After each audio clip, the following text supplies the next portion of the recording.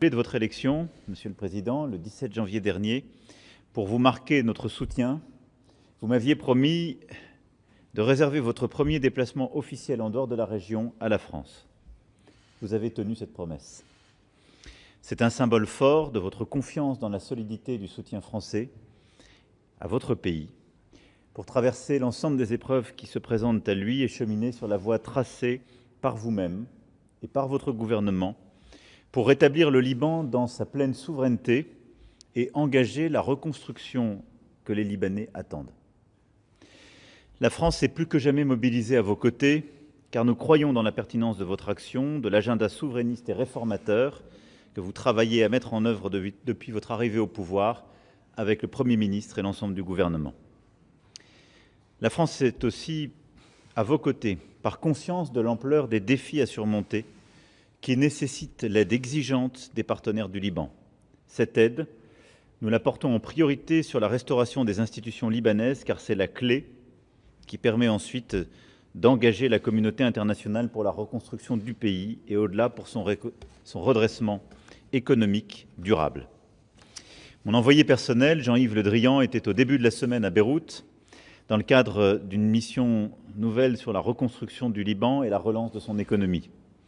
Les échanges qu'il a eus à cette occasion permettront de mettre sur pied le plus rapidement possible un cadre institutionnel qui réponde aux exigences internationales en matière de financement, à même de convaincre les partenaires du Liban de s'engager. Ce travail se prolongera par un déplacement à Riyad, puis à Doha dans les prochaines semaines, en étroite coordination avec les autorités libanaises. Ce travail traduit l'approche en 2 temps dont nous sommes convenus. Dans un premier temps, en marge des assemblées de printemps, nous allons nous réunir avec les amis du Liban pour soutenir les réformes structurelles initiées en amont par l'exécutif libanais et travailler à une première aide financière pour la reconstruction. À cet égard, les réformes bancaires et celles du Comité pour la reconstruction seront cruciales pour engager les partenaires.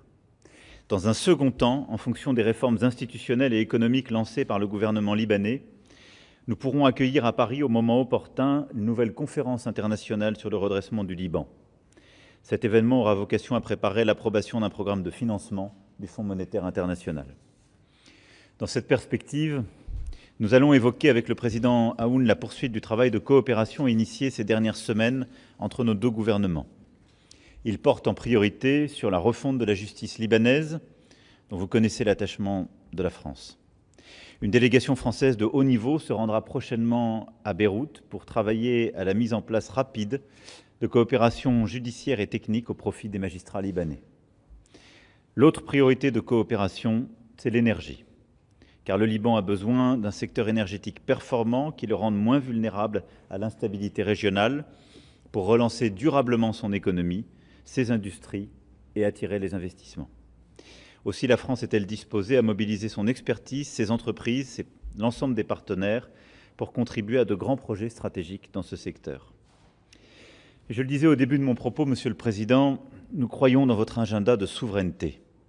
Et je le dis avec d'autant plus de gravité que les frappes inacceptables sur Beyrouth, encore ce matin, et que le regain de tension observé de part et d'autre de la ligne bleue marque aujourd'hui un tournant, et que cette tension est profondément inefficace et injuste. Et donc, la France continuera d'être à vos côtés pour préserver cette souveraineté et assurer pleinement, justement, votre sécurité. C'est ce que nous voulons faire à vos côtés dans le Sud, c'est ce que nous voulons faire aussi à la frontière avec la Syrie, avec une situation là aussi extrêmement délicate. Pour cela, la France continuera à se tenir résolument aux côtés du Liban dans la continuité de son engagement, aux côtés des États-Unis et des Nations Unies, pour la mise en œuvre du cessez-le-feu conclu le 26 novembre dernier avec Israël. Des progrès réels ont été réalisés ces derniers mois. L'armée libanaise a repris possession de la quasi-totalité du sud Liban et progresse de façon volontaire dans le désarmement du Hezbollah. Votre détermination à établir le monopole de l'État sur les armes a déjà produit des résultats. Dans ce contexte, les frappes du jour, le non-respect du cessez-le-feu sont des actions unilatérales qui trahissent une promesse donnée et qui font le jeu du Hezbollah.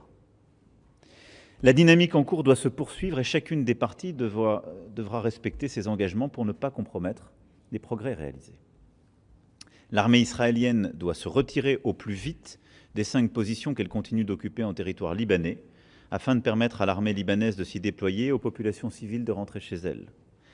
La France continuera d'œuvrer, elle, en ce sens, en étant force de proposition concrète et réaliste vis-à-vis des attentes libanaises et israéliennes. Je rappelle à cet égard que nous avons proposé que les contingents les plus robustes de la force intérimaire des Nations Unies se déploient sur les points tenus par Israël, en coordination avec l'armée libanaise et sous la supervision du mécanisme de surveillance du cessez-le-feu où sont engagés des officiers américains et français. Cette proposition est toujours sur la table. Aussi, nous ferons le point avec le président Aoun sur l'ensemble des voies et moyens d'améliorer la situation, la proposition faite par les États-Unis de favoriser des négociations directes, la libération aussi des prisonniers libanais tenus par Israël, qui demeure une priorité et qui doit faire partie justement des avancées. La France soutient toujours les efforts de dialogue dans la région et tout effort visant à renforcer la stabilité régionale. Nous serons donc prêts à nous engager dans la voie tracée par le partenaire américain dès lors, et j'insiste sur ce point, que les parties libanaises et israéliennes auront toutes deux fait part de façon souveraine de leur disposition à engager un dialogue autour de ces propositions. Cette visite de travail nous a aussi permis d'évoquer la coopération avec la Syrie. Nous avons en effet commencé notre entretien par un échange avec le président de transition Al-Shara, avec lequel nous avons eu une longue discussion, à la suite en particulier de la rencontre tenue à Djeddah entre les ministres de la Défense syriens et libanais. Il s'agit à cet égard de travailler à renforcer les souverainetés respectives du Liban et de la Syrie, la sécurité de leurs frontières communes et évoquer le lancement d'un processus qui, nous l'espérons, pourra mener à la démarcation de cette partie de la frontière des deux pays. La France a proposé d'être facilitateur de ce dialogue, d'apporter aussi ses moyens de surveillance, et l'échange que nous avons eu a été très fructueux. La question des réfugiés syriens, de leur retour sûr et volontaire en Syrie a également été évoquée avec les chefs d'État, et là aussi nous avons fait plusieurs propositions. Nous avons ensuite été rejoints par le Premier ministre grec et le président chypriote, et nous avons tenu une longue discussion à 5 qui a permis de définir des voies de coopération et d'action en matière de sécurité, d'engagement de réforme, sur la frontière, sur le retour des réfugiés, de mobiliser aussi les financements et l'action internationale à cet égard. Et nous avons décidé d'une feuille de route qui sera finalisée dans les prochaines heures et sur laquelle s'engageront les 5 pays qui étaient ici rassemblés. Cette coopération régionale inédite est une avancée majeure pour aider là aussi à renforcer la souveraineté du Liban et pour aider à consolider la stabilité de la région. Monsieur le Président, en janvier, lors de ma visite, j'avais été frappé par l'espoir immense que les Libanaises et les Libanais exprimaient. Et aujourd'hui, à vos côtés, je crois que le Liban est sur la bonne voie. Monsieur le Président, je me réjouis de continuer nos échanges pour dessiner ensemble ce Proche-Orient plus stable, mieux intégré, respectueux des droits de tous les peuples, sans exception, auquel vous et le Liban aspirez après de trop nombreuses années de violence et d'incurie. Nous serons à vos côtés pour assurer le succès de votre mandat en ce sens. Et fidèle à notre histoire, je serai heureux, Monsieur le Président, de vous recevoir pour une visite d'État qui nous permettra de dire encore l'amitié indéfectible qui lie le Liban et la France et permettre aussi de consolider les travaux que nous avons lancés ces dernières semaines et consolider encore aujourd'hui. Merci, Monsieur le Président, de votre présence, tout particulièrement aujourd'hui. Et sachez le soutien et l'amitié de la France indéfectible.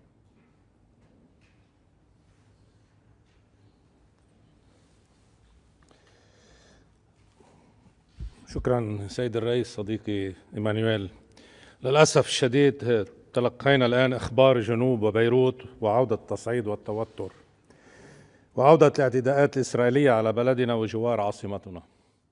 من البديهي أن نعلن إدانتنا الشديدة لذلك ورفضنا أي اعتداء على لبنان، كما أي محاولة مشبوهة أو خبيثة لإعادة لبنان إلى دوامة العنف. المهم أن ما يحصل يزيدنا إصرارا وتصميما على ضرورة بناء دولتنا وجيشنا وبسط سلطتنا على كل أراضينا لنحمي لبنان وكل شعبه. أناشد من هنا جميع أصدقاء لبنان في العالم من باريس إلى واشنطن التحرك سريعا لوقف التدهور ومساعدة لبنان على تطبيق القرارات الدولية على كامل حدودنا وعلى كامل ترابنا الوطني. سيد الرئيس، كل الشكر على دعوتكم الكريمة هذه وعلى استقبالكم الأخوي الحار، والشكر موصول لكم ولفرنسا على الكثير على جهدكم الكبير لإنهاء الفراغ الرئاسي وإنجاز استحقاقنا الدستوري بما يحقق مصلحة لبنان، وعلى مؤازرتكم لنا في اتفاق 27 تشرين الثاني الماضي لوضع إجراءات تنفيذية لتطبيق القرار 1701 بما سمح مبدئيا بوقف النار وخروج لبنان جزئيا من دوامة العنف، كما على مساهمتكم الثمينة في عديد قوات اليونيفيل وتضحياتكم الجليلة عبرها من أجل السلام في جنوب لبنان. والشكر أيضا على لائحة لا تنتهي من خطواتكم المشكورة تجاه بلدي. أقول إنها لائحة لا تنتهي لأنها بدأت سنة 1250 مع رسالة الملك لويس التاسع. 775 عاما من العلاقة بين بلدينا وشعبينا بلا انقطاع. هذه حقيقة ما بيننا عزيزي إيمانويل، ولأننا نذكر التاريخ والتواريخ بعد نحو أسبوعين يستذكر لبنان وكل اللبنانيين مرور 50 سنة كاملة على اندلاع الحرب عندنا في 13 نيسان عام 1975. حرب مركبة متشعبة متعددة الأبعاد تداخل فيها المحلي بالخارجي، قبل أن تتوالد سلسلة حروب طاولت كل شيء وكل بيت حتى انتهت بتدمير كل شيء. نتذكرها ونقرر اليوم ألا نسمح بأن تتكرر أبدا، ولذلك ثمة مقتضيات مطلوبة منا كمواطنين لبنانيين وكدولة وكمسؤولين عنها. أولا، أن نبني دولة قوية سيدة يحميها جيشها وقواها الرسمية دون سواها، ويحميها توافق أبنائها ووحدتهم. وأسمح لنفسي حضرة الرئيس بمصارحتكم أكثر هنا، فلبنان لسوء الحظ يحمل اليوم أرقاما قياسية عالمية غير مسبوقة، أعلى نسبة نازحين ولاجئين مقارنة بسكان بلد في العالم وعبر التاريخ، وأكبر أزمة نقدية مالية قياسا إلى الناتج الوطني لبلد. طاولت المصارف الخاصة والمصرف المركزي والدولة والمودعين معا، وأكبر نسبة حدود غير مستقرة لدولة سيدة. وقرارنا أن نقارب هذه الأزمات كافة وأن نعالجها لنبني دولتنا ونبسط سلطتها ونحقق استقرارها وازدهارها. وهذا ما نناشدكم حضرة الرئيس المساعدة بشأنه. وعلى سبيل المثال، أظهر استطلاع لمفوضية الأمم المتحدة لشؤون اللاجئين أن نحو 24% من النازحين السوريين يرغبون في العودة إلى بلادهم، وهو ما يعني نحو 400 ألف نازح سوري. كل ما يحتاجونه هو خطة دولية لتمويل تلك العودة بكلفة أدنى بكثير من كلفة بقائهم في لبنان، المنهك لنا ولهم. وهذا ما بدأنا التفاوض حوله مع الجهات الدولية المعنية، وهذا ما نتمنى دعمكم لتحقيقه. أما أزمتنا النقدية المالية والمصرفية الشاملة فلقد انطلقنا في مسار الخروج منها بالتعاون مع صندوق النقد والبنك الدولي والمؤسسات الدولية الأخرى، كما مع جميع أصدقاء لبنان في العالم، وهذا ما نتمنى أيضا دعمكم له، ونحن متأكدون من حصولنا عليه. أما سيادة دولتنا على أرضها وبقواها الذاتية دون سواها فهو مسار ضروري ودقيق في آن، وقد قررنا المضي به، ونراهن على فهمكم لحساسياته وتفهمكم لمقتضياته، ونتطلع إليكم لشرح تلك الحساسيات والمقتضيات للعالم أجمع، بحيث تتحرر كل أرضنا المحتلة، ونثبت حدودنا الدولية كلها، ونطبق القرارات الأممية ذات الصلة، ونعود إلى مظلة اتفاقية الهدنة للعام 1949، والتي أقرت في حينه تطبيقا لقرار أممي ملزم صادر تحت أحكام الفصل السابع من شرعة الأمم المتحدة. لكن هذا لا يكفي لدفن احتمال الحرب عندنا وحولنا، فنحن نحتاج إلى محيط مستقر وإلى منطقة تنعم بالسلام. والسلام حضرة الرئيس لا يقوم إلا على العدالة، والعدالة شرطها تبادل الحقوق، وحقوق الفلسطينيين قضية عالقة في وجدان العالم ومنطقتنا وشعبنا منذ عقود طويلة، وقد آن أوان الإيفاء بها، إيمانا بهذا الحق الإنساني أولا، وضمانا لاستقرار منطقتنا ثانيا، وتأمينا للمصالح الحيوية لكل العالم المرتبط بشكل أو بآخر بهذا الجزء المركزي من كوكبنا. وأخيرا، دفن حربنا نهائيا كما دفن كل الحروب يحتاج إلى نظام عالمي قائم على القيم وعلى المبادئ وعلى مفهوم الخير العام. وأنتم حضرة الرئيس ومعكم فرنسا، جمهورية إعلان 26 آب 1789، أكثر من يدرك ذلك بدءا من مادته الأولى بأن يولد الناس ويظلون أحرارا ومتساوين في الحقوق. ونحن في لبنان أكثر المؤهلين لتجسيد ذلك بحياتنا المشتركة معا، بتعدديتنا وحريتنا المتلازمتين، باختلافنا ومساواتنا التوأمين، وبقدرتنا العجائبية على البقاء وعلى الإبداع أبدا رغم كل شيء. عزيزي مانويل، لا ينتهي الحديث عما بيننا، ولا يكفي الكلام للتعبير، لذلك أكتفي بكلمة واحدة أختزل فيها 775 عاما وأختصر بها آلاف الكلمات. شكرا.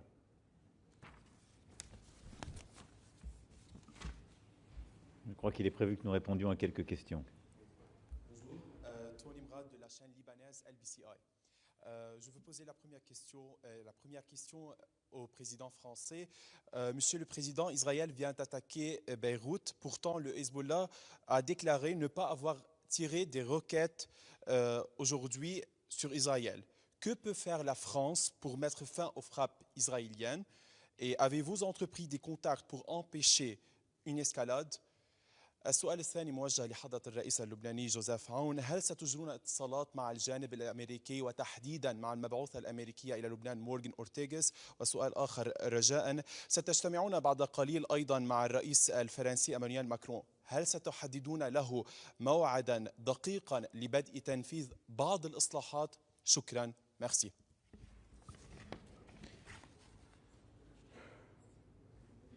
Pour votre première question, nous avons tout à la fois la finule et le mécanisme de suivi piloté par la France et les États-Unis. Nous attendons d'avoir les rapports complets. À ce stade, en effet, nous n'avons pas eu d'informations signalant des frappes du Hezbollah et des activités militaires au sud.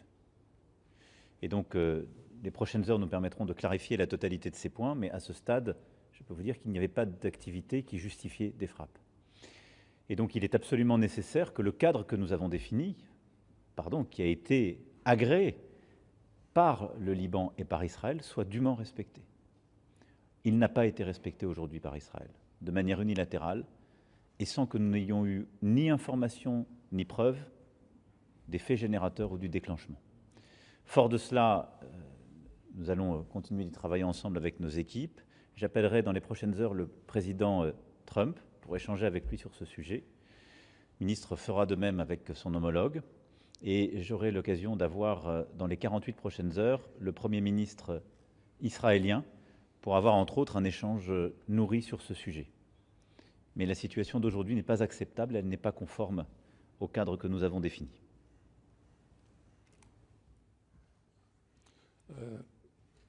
أول سؤال إجراء الاتصالات مع الأمريكيين، صح؟ هلا اتصلت برئيس الوزراء لمتابعة الوضع، وهو عم بيتابع الوضع ببيروت، وأجرى اتصال مع الأمريكيين خاصة مع الآنسة مورغان بخصوص وقف إطلاق النار وضبط عمليات أو الحد من التدهور والقصف الإسرائيلي بمنطقة بيروت، يلي هو غير، والجنوب كمان، واللي غير هو مفهوم وغير مبرر. السؤال الثاني موعد بدء الإصلاحات.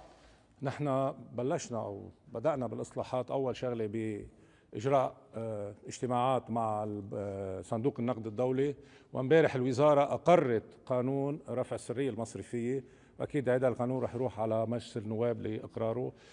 الخطوة الثانية رح يكون كمان إعادة تكوين مجلس الأنماء والأعمار، يلي هو شرط أساسي من شروط المساعدات، بالإضافة إلى أكيد قانون إصلاح القطاع المصرفي. السكة انطلقت ورح نمشي فيها بأسرع وقت وفقا للظروف.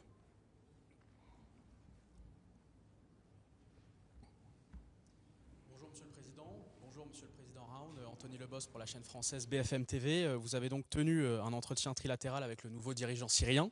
Mes questions s'adressent aux deux présidents. D'abord, vous êtes-vous mis d'accord sur des garanties mutuelles pour assurer la sécurité de la frontière syro-libanaise et pour éviter de nouvelles tensions?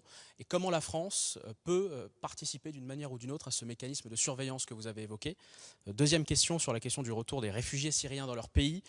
Est-ce un impératif selon vous? Et quelles sont les propositions qui ont été faites, messieurs les présidents, sur ce sujet? Enfin, une question particulière pour vous, monsieur le président. Est-ce que vous allez recevoir à l'Élysée bientôt, dans les prochaines semaines, le nouveau dirigeant syrien? Merci beaucoup. Merci beaucoup. Il y a eu une discussion, en effet, sur l'ensemble de ces sujets. D'abord, sur la coopération à la frontière, il a été acté, elle a déjà commencé, mais une reprise formelle des échanges et du travail conjoint au niveau militaire par les commandements locaux et les forces disposées. Ensuite, des mécanismes de coordination militaire et politique entre les deux pays pour pouvoir justement avoir une action efficace à la frontière. Et il y a une grande clarté, je dois dire, à ce stade, en tout cas du président de la transition, pour assurer et participer à la sécurité aussi du Liban, parce que vous savez combien cette frontière est sensible. À cet égard, la France a offert de faciliter ces échanges, de pouvoir mettre à disposition d'ailleurs des mécanismes de coopération militaire pour fluidifier ces échanges et les rendre plus opérationnels. Et nous avons également mis à disposition des moyens de surveillance et de suivi, justement pour lutter contre les trafiquants ou les mouvements d'armes. Et donc avec nos capacités d'observation en particulier, nous avons la possibilité d'aider au bon fonctionnement de cette coopération à la frontière, ce que nous ferons. Et donc c'est ce rôle de facilitateur et ce rôle d'aide à la surveillance de la frontière qui sera joué par la France. Ensuite, nous avons acté aussi une reprise, mais qui peut venir dans un second temps, du travail dans un cadre onusien avec l'envoyé spécial du secrétaire général pour revenir sur les travaux de démarcation qui sont indispensables. Et là, la France jouera son rôle pour accompagner, aider, et aussi par sa connaissance de l'historique du dossier, sous toutes ses formes. Et donc nous avons commencé à avoir en effet cet échange. Sur la question du retour des réfugiés, elle est évidemment essentielle. Elle est essentielle pour un pays comme le Liban. Le président Aoun a rappelé le poids, la charge que cela représente depuis tant d'années pour le peuple libanais, mais aussi pour toute la sous-région. C'est aussi pour cela que nous avons eu cette discussion avec en particulier le président chypriote et le Premier ministre grec. Le préalable à un retour, c'est d'avoir une représentation politique qui prend en compte la totalité de la société civile et dans toutes ses composantes en Syrie. C'est l'engagement qu'a pris le président et ce seront normalement les annonces qu'il fera demain. C'est aussi d'assurer la sécurité de tous les Syriens sur leur sol. Et donc la question de la sécurité des Syriennes et des Syriens présents sur leur sol et de ceux qui reviendront est absolument clé. Et là, nous avons offert des mécanismes de coopération et engagé le travail. Et nous avons proposé, ça fait partie de la feuille de route à 5 qui sera rendue publique dans les prochaines heures, qu'il y ait une mobilisation de la communauté internationale, c'est-à-dire des pays, des 5 pays signataires, mais aussi de pays contributeurs et donneurs, du HCR, de la Banque mondiale, pour travailler à un cadre de retour des réfugiés en Syrie. Parce qu'il faut non seulement que la sécurité soit assurée, mais qu'il y ait un cadre stable socio-économique pour que ces réfugiés prennent place. Donc nous sommes prêts à nous engager si l'engagement est clair du côté syrien, c'est ce qui nous a été dit, pour les aider en ce sens. Et de manière vraiment très claire, pour moi, c'est une des priorités. Et je l'ai dit à plusieurs reprises au président de la transition en Syrie, dans l'échange que j'ai eu aujourd'hui bilatéral et dans l'échange du 1er février, nous considérons qu'un gouvernement qui prenne en compte toutes les composantes de la société civile syrienne, la lutte très claire et ferme contre le terrorisme et le retour des réfugiés sont 3 éléments sur lesquels la transition sera jugée.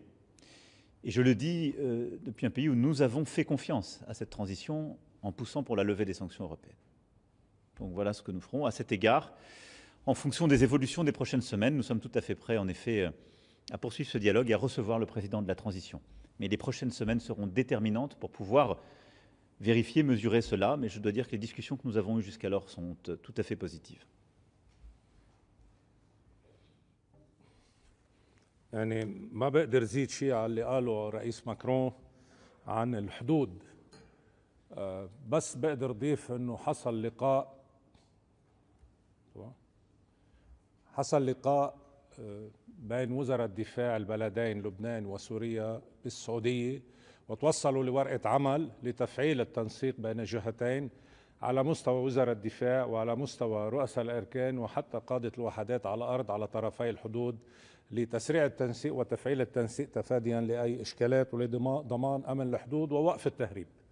بموضوع عودة اللاجئين مثل ما قلت بكلمتي، أصبح وجودهم منهك لإلنا ولإلهم، صارت قضية إنسانية للبنان وللسوريين. آن الأوان يرجعوا على سوريا، الأسباب يلي بسببها تهجروا أزيلت، ما في عذر يضلوا بلبنان. وأكيد هيدا مثل ما قال الرئيس ماكرون يتطلب مساعدة المجتمع الدولي لعودتهم إلى سوريا. فإذا عودة اللاجئين حاجة ضرورية للبلدين، بالإضافة أنه كمان الأشخاص اللي عم تتهرب بالبحر إلى قبرص واليونان عم بتشكل عبء على قبرص واليونان. فإذا حل قضية اللاجئين بطريقة جذرية لمصلحة لبنان واليونان وقبرص هي بعودتهم إلى سوريا مع تأمين الشروط اللازمة لهالشيء. بس أكيد ما عندنا طرف الوقت، لازم بأسرع وقت يتسهل عودتهم لمصلحة البلدين. مرحبا، بونجور. دلال معوض، التلفزيون العربي تي في. السؤال الأول إلى حضرة الرئيس، ذكرتم أن لا ضمانات اليوم أمنية لانسحاب إسرائيل من جنوب لبنان. هل طلبتم يعني ضمانات من الولايات المتحدة ومن فرنسا، وما هي هذه الضمانات وتم رفضها؟ السؤال الثاني، يعني من يطلق اليوم هذه الصواريخ، إذ يعني حزب الله يقول ليس مسؤول عنها؟ هل نعرف من يطلق هذه الصواريخ وهذه المرة الثانية؟ وهل ستقبلون بالمقترح الأمريكي للمفاوضات المباشرة، هذا المقترح الذي سمعنا عنه؟ Ma question pour Monsieur le Président. Est-ce que la France aujourd'hui est-elle capable de faire pression sur Israël? On a l'impression que c'est les États-Unis qui tiennent toutes les cartes. Et qu'est-ce qu'on demande encore du Liban pour que Israël tienne sa part de ce cessez-le-feu? Merci.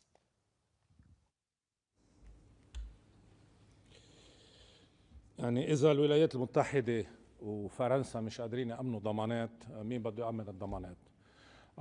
في وقف اطلاق نار، في اتفاقية وقف اطلاق نار، ومن المفترض انه لما بيصير في اتفاقية بين الطرفين يحترموا امضائهم، وفي آلية تشارك فيها الولايات المتحدة وامريكا واليونيفيل والجيش اللبناني والجيش الاسرائيلي لمراقبة عملية وقف اطلاق نار. ولكن الضمانات تأتي من امريكا، من الولايات المتحدة ومن فرنسا. اذا هالدولتين ما قدروا امنوا الضمانات. بخصوص مسؤولية اطلاق الصواريخ، الحادث اللي صار الاسبوع الماضي، الجيش اللبناني يقوم بتحقيقاته لمعرفة من أطلق الصواريخ وفقا لتجربتنا السابقة، وأكيد هلا بده يعمل تحقيقاته ليشوف منين أطلقت الصواريخ أو مين وراها. استنادا لتجربتنا السابقة وللأدلة الموجودة على الأرض بدل أنه منه حزب الله، وحزب الله أعلن أنه مش مسؤوليته هيدي. ولكن كنت عم بتحدث مع رئيس ماكرون جوا وقلت له يعني إذا بدنا نقيس نسبة خروقات اللي عم تعملها إسرائيل بالنسبة للخروقات من لبنان أكيد ما في مقارنة. أعطيت مثل عن غزة. غزة رغم قدرة الجيش الإسرائيلي وسيطرته على الأرض وعلى الجو وتحت الأرض بعده لهلا منه قادر يضبط إطلاق صواريخ من غزة. بقى إذا أخذنا بعين الاعتبار الإمكانيات بالعديد وبالعتاد للجيش اللبناني والمساحة الجغرافية يلي مطلوب يغطيها، تفهموا انه بضل في خروقات. اكيد يمكن في اطراف واكيد في اطراف ثالثه من مصلحتها تخربط الوضع لمصالحها هي على حساب مصلحه لبنان. المتابعه من قبل الدوله اللبنانيه او الجيش اللبناني مستمره لكشف مين وراء هالصواريخ. اكيد ما بنقبل حدا يستعمل لبنان منصه مصالح له هو. المقترح الامريكي بعدنا عم نتناقش فيه كمان هون. مبدأ التفاوض لما بده يروح الإنسان على التفاوض بده يفاوض على أخذ وعطاء. يعني لما بدنا نتفاوض على الأسرى، نحن ما عندنا أسرى إسرائيلية بسجوننا، في أسرى لبنانية. طيب أنا شو بدي أتفاوض؟ شو بدي أعطيه بالمقابل؟ إذا رحنا على النقاط الخمسة، أنا ما عندي أراضي محتلة بإسرائيل، إسرائيل محتلة عنا، أنا على شو بدي أفاوض؟ ولكن إذا قلت لي على الحدود البرية طبيعي بدنا نروح نفاوض لأن عندنا 13 نقطة علقة. هيدي تتطلب تفاوض بين الطرفين تحت مظلة أمريكية فرنسية يونيفيل مش مهم.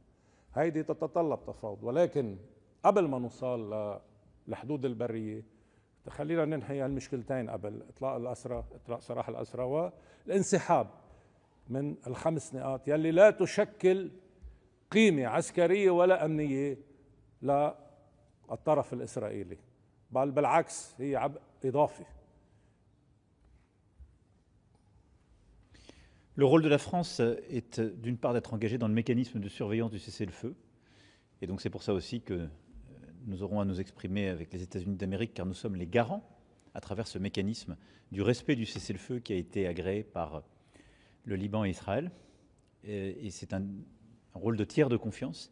Et nous sommes également engagés à travers notre contingent dans la FINUL, qui joue un rôle essentiel en soutien des forces armées libanaises pour assurer la sécurité au sud. Et enfin, nous sommes engagés en tant que soutien et partenaire des forces armées libanaises à travers les différentes actions et la coopération bilatérale. Pourquoi ? Parce que nous croyons dans la souveraineté du Liban et dans le fait que le monopole des armes de l'armée, comme l'a voulu le président, et comme d'ailleurs les dernières semaines ont montré que c'est quelque chose qui pouvait changer. Et nous pensons que la lutte contre des groupes armés et des groupes terroristes, c'est à l'armée légitime de le faire. À ce titre, nous avons une capacité à parler à Israël qui est d'une part à travers le mécanisme de surveillance, c'est ce que nous ferons pour dire les faits, et ensuite par la pression politique. Néanmoins, votre constat est lucide et clair, les États-Unis ont plus de pression que qui que ce soit, parce que les Israéliens dépendent des États-Unis d'Amérique pour avoir les équipements militaires qui leur permettent de mener l'ensemble des opérations en cours. Et c'est pourquoi il y a une pression toute particulière qui peut être exercée par les États-Unis d'Amérique. C'est dans le contexte aussi ce que nous attendons du président américain. Et il a su montrer d'ailleurs ces dernières semaines que lorsque les États-Unis faisaient pression sur Israël, des cessez-le-feu étaient possibles et pouvaient être respectés. Ce fut le cas à Gaza, avec des libérations d'otages qui s'en sont suivies. Et donc pour moi, le travail que nous avons à faire dans les prochaines heures, c'est de dire très clairement les faits, pour qu'il n'y ait pas de doute, et de le dire en tant que partie tierce, ayant une responsabilité dans le mécanisme de surveillance du cessez-le-feu.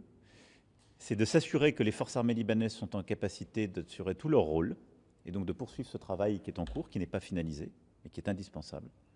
Et c'est ensuite d'avoir un échange avec le président américain, avec le Premier ministre israélien, pour pouvoir revenir à un respect plein et entier du cessez-le-feu. Notre conviction stratégique, et je crois que nous la partageons, je ne crois pas, je sais que nous la partageons avec le président Joseph Aoun, c'est très clairement que le non-respect aujourd'hui du cessez-le-feu, compte tenu des résultats des forces armées libanaises et de l'engagement du Liban, est contre-productif pour les intérêts de sécurité d'Israël. Parce qu'elle ne fait que légitimer des actions du Hezbollah. Et ça n'est pas le but recherché par Israël. Monsieur le Président Aoun, Monsieur le Président de la République, Nicolas Laurent pour TF1 LCI, quel est l'état des relations diplomatiques entre Paris et Tel Aviv, entre vous et Benyamin Netanyahou? Il y avait eu des mots très durs en octobre dernier. Vous dites que vous l'appellerez dans les prochaines 48 heures, mais est-ce que vous avez l'impression qu'un dialogue est toujours possible avec lui? Est-ce que vous avez l'impression qu'il vous écoute, à la fois sur la question libanaise, mais aussi sur la situation à Gaza? D'abord, le dialogue est indispensable, il n'a jamais été rompu, et je vous confirme que cette discussion se tiendra, parce qu'elle a été programmée, y compris avant les frappes de ce matin. Israël est un pays ami, un partenaire de la France. Et la sécurité d'Israël a toujours été pour nous une des priorités aussi de notre politique dans la région. Et vous savez le rôle, l'engagement qui a été le nôtre dès le jour même du 7 octobre, dans tous les mois qui ont suivi, et pour aussi à la fois la sécurité d'Israël, de son peuple, et la libération de tous les otages. Néanmoins, c'est parce qu'il y a cette amitié, parce que nous avons aussi, je dirais, un lien tout particulier avec la région, et le Liban est ô combien symbolique de ce lien, nous pouvons parfois partager nos désaccords. Et donc oui, nous avons appelé, dès le mois d'octobre 2023, un cessez-le-feu à Gaza, parce que nous considérions que la situation humanitaire l'exigeait. Oui, nous avons condamné dès le début l'incursion sur le sud Liban. Et oui, dès qu'il y a des désaccords, nous les exprimons. Mais nous continuons de travailler, nous continuons d'être engagés. Donc quand il y a des désaccords, nous les partageons et nous essayons de les résoudre. Nous espérons avoir de l'influence autant que possible, en nous coordonnant avec les autres partenaires de la région et avec d'autres alliés. Mais le dialogue ne s'est jamais interrompu, il ne s'interrompra pas. Parce que c'est une nécessité, c'est aussi l'intérêt de tous. Et donc j'aurai le dialogue avec le Premier ministre Netanyahou sur nos relations bilatérales, sur ses intérêts de sécurité, sur nos coopérations, mais également sur les conditions pour reprendre un cessez-le-feu à Gaza qui est indispensable pour bâtir une solution le jour d'après sur le plan politique et sécuritaire, pour aller vers une solution à deux États qui, comme vous le savez, est notre conviction, mais aussi notre responsabilité, compte tenu de la conférence que l'Arabie saoudite et la France auront organisée dans les mois prochains. Et puis, j'évoquerai la situation au Liban et je plaiderai pour un respect strict du cessez-le-feu auquel Israël s'est engagé, parce que je pense que c'est l'intérêt du Liban et d'Israël. Voilà. Merci beaucoup, mesdames et messieurs, et merci une fois encore au Président.